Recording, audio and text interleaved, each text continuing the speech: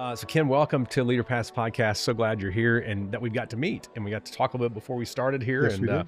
You got a fascinating background, a lot of stuff you've done, a lot of books you've written, but I'm excited about talking about this specific subject. But before we do, will you give us some context on your background and who you serve and what you've been doing? Sure. The quick and easy.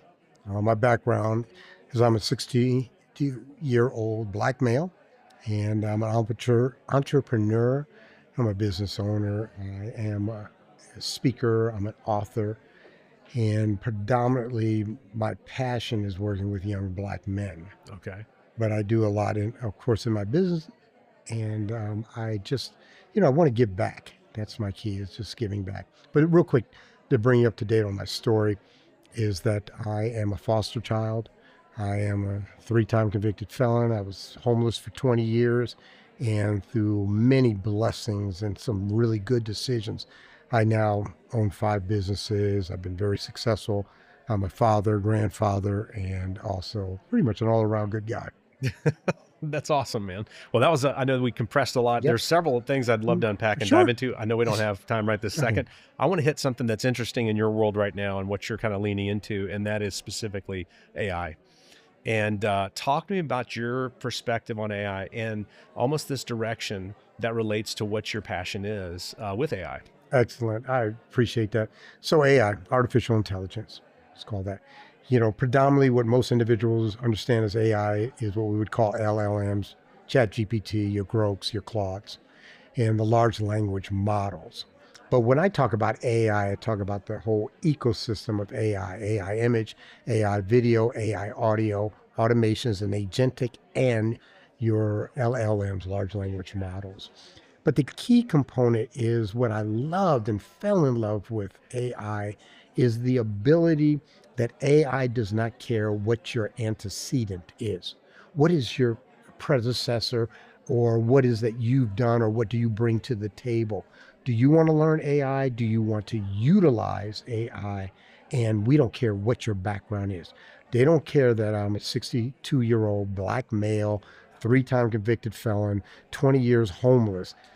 They don't care. Look at that. Yeah. They also don't care that I'm an Ivy League graduate. It does not matter to AI. And therefore, it does not matter to anyone that utilizes AI in an efficient manner. So having worked with, and I have very, very strong affinity to the communities of color, especially black men, because I know some of the difficulties we have within our community. And I try to broach and approach them to embrace AI. And so I literally for free, I have done a lot of schooling to specific individuals, predominantly black men, in the area of AI. Okay. And is that a mentorship, like one-on-one type, or are you meeting with groups and spending time educating them that way? I have a group.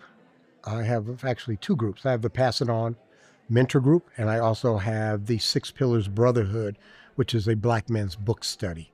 And in both of those groups, I've approached individuals, but again, they still have to make that decision. And I've led men to the water. Here's a platform that you can learn AI, and I mean learn AI. I use a platform called School AI Foundations, and I found that to be the most effective way of learning AI. And I'm talking about all 5 components of AI. Anyway, I bring it to them. I say, hey, here it is. If you want to do it, I will pay for it. And I put that out to the community, and some have availed themselves and have done well with it. And some told me that they may avail themselves of it, but have not partaken. Yeah. So you let them choose, let them decide. Yeah. They're grown men. Yeah. And I allow people to have agency within their own life. Yeah. I love the perspective though, because it's not going to prejudge based on any of the things you talked about. What kind of advantage do you feel like that can provide someone who understands what you just said? Well, we have an old adage in the AI world, and I'm a part of that. I have a company that does stuff with AI. And the adage is AI may not replace you, but someone who knows AI will replace you. Okay.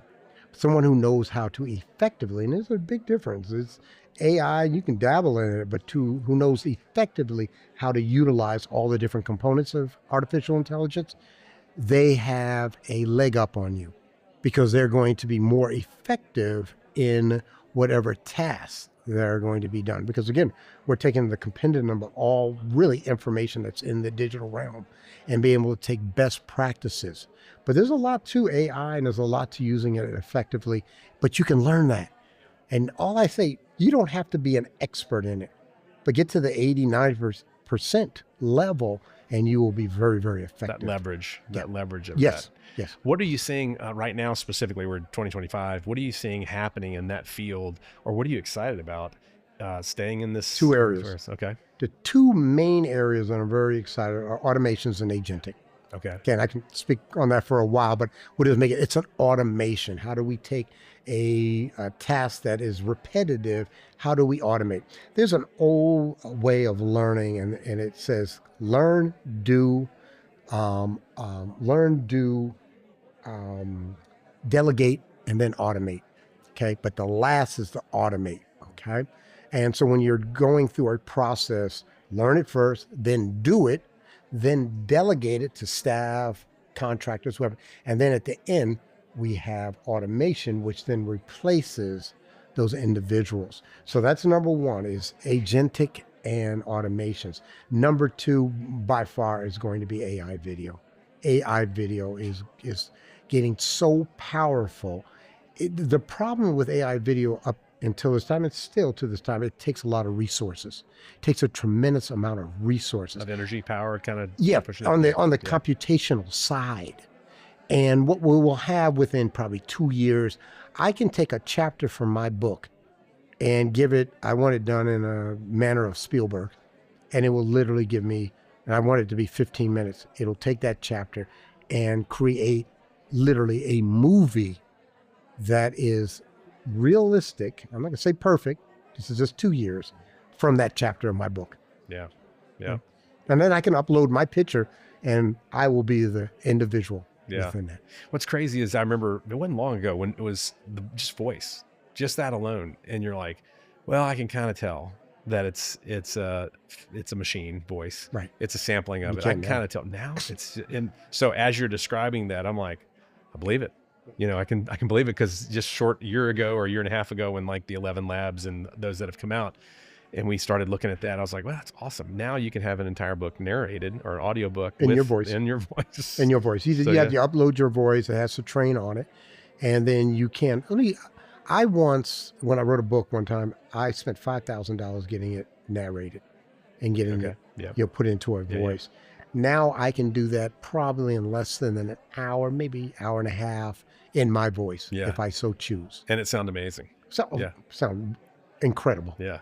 So those are the two things. Why are you excited about, I know the automation, tell me why you're excited about video. I mean, I know it's astounding. What does that allow you to do in your mind with others? Just what I said. One of the key is the creation, but also to take your books.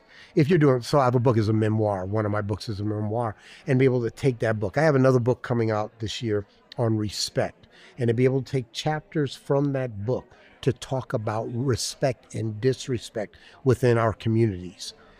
And it will be powerful because I have the book, but I also have visual. Because it uses literally a different part of the brain when you read as opposed to getting visual information coming in. So it is going to be incredibly powerful in that way. Well, that's exciting, man. And I love that you're on the forefront of it and have an application that ties into who you are and your background and what you love and what you believe in. So let's imagine people are seeing this for the first time. They love what you're hearing and they're like, man, how do I connect to this guy? So what's a good way? Like, where would you direct people to say, if you want to engage with Ken, where do they go? Is it website, social? Or? Sure. I have multiple websites, but let's just do kenmillerspeaks.com. Okay. That's my speaking site. And then my LinkedIn is kenmiller84. That's my tag. Okay. Awesome. Well, very good. Well, man, it's been a pleasure getting to know you. I think you're a fascinating guy. I'd love to do more with you or learn more about you. And, but thanks for stopping by and being a part of this today. I appreciate it. Thank you. All right, my man. Good having you.